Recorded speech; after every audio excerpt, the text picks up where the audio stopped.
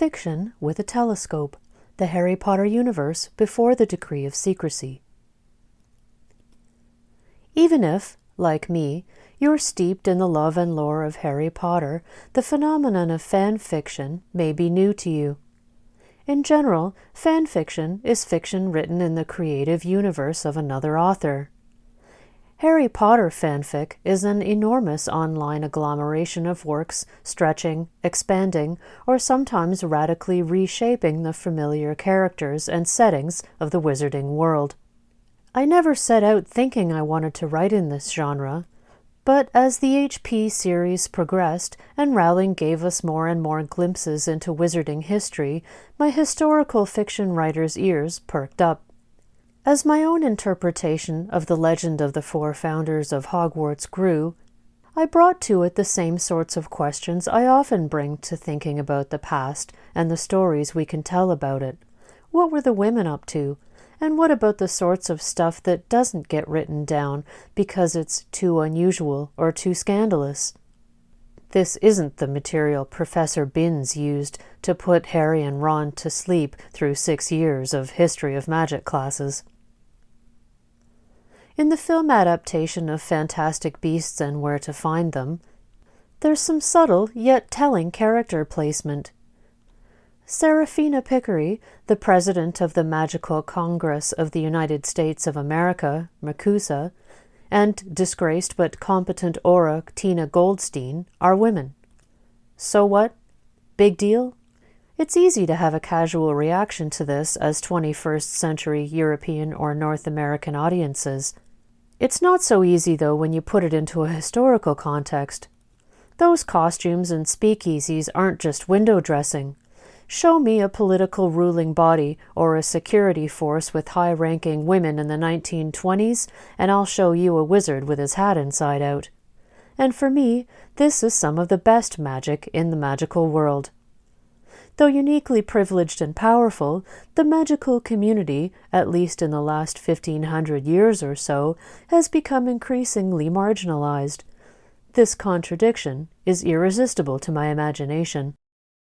Portraits on the walls of St. Mungo's Hospital for Magical Maladies and Injuries and the headmaster's office at Hogwarts make it clear that women are well represented in positions of power in the history of the magical world. Why should this be so, given the relatively low profile and limited options of Muggle women?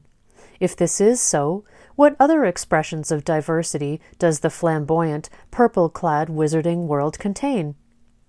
The low status of many sentient magical creatures and the offensive insult mudblood make it clear that the magical community at large isn't a utopia of equality and tolerance.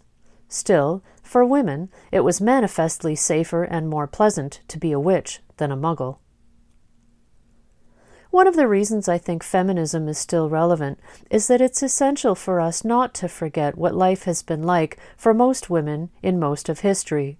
Voting, owning property, being a person under the law, and having access to reliable birth control are just a few of the things we take for granted, but which most of our sisters in the past didn't have, and which many today in other parts of the world still don't have. My fiction, both historical and fanfic, is set in medieval and early modern Europe, and there's no denying this was a violent and dangerous place. In a world governed by force, women were dominated physically and in more pervasive ways by law and the church.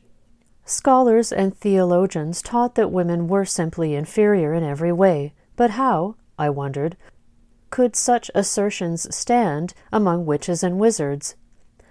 A capable witch is just as likely to best a wizard in a conflict situation as the other way around.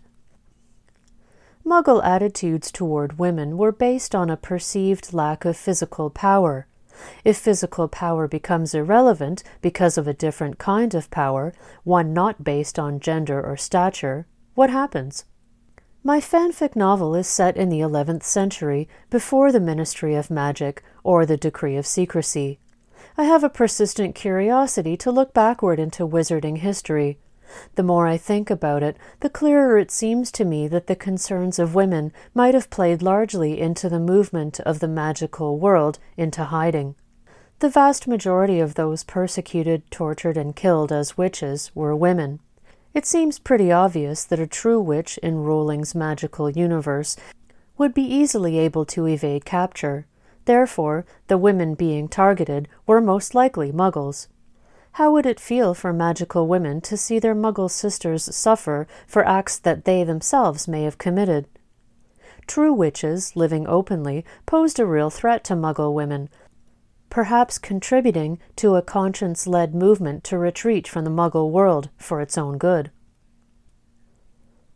One of the reasons for the huge popularity of the HP franchise is the idea of a parallel world existing alongside our own, but separate, rarefied, insular, with its own culture.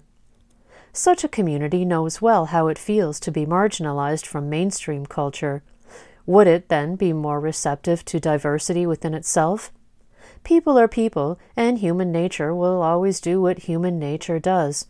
Nevertheless, subcultures are complex and layered. Just look at the clientele in the magical speakeasy The Blind Pig in Fantastic Beasts.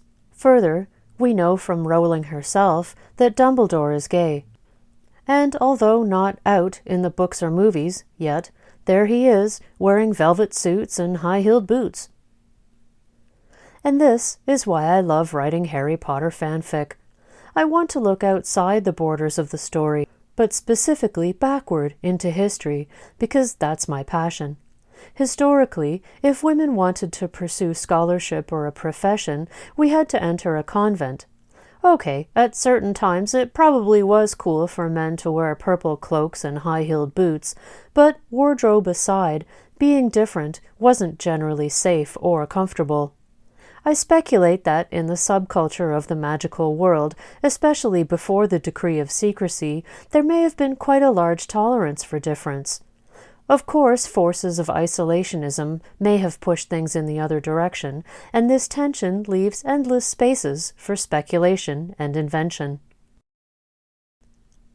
My fanfic novel, Before the Tide, is available for download in text and audio at www.beltanethebook.com. That's BELTANE thebook.com, and Before the Tide is near the top of the page with links for free downloads of text and audio.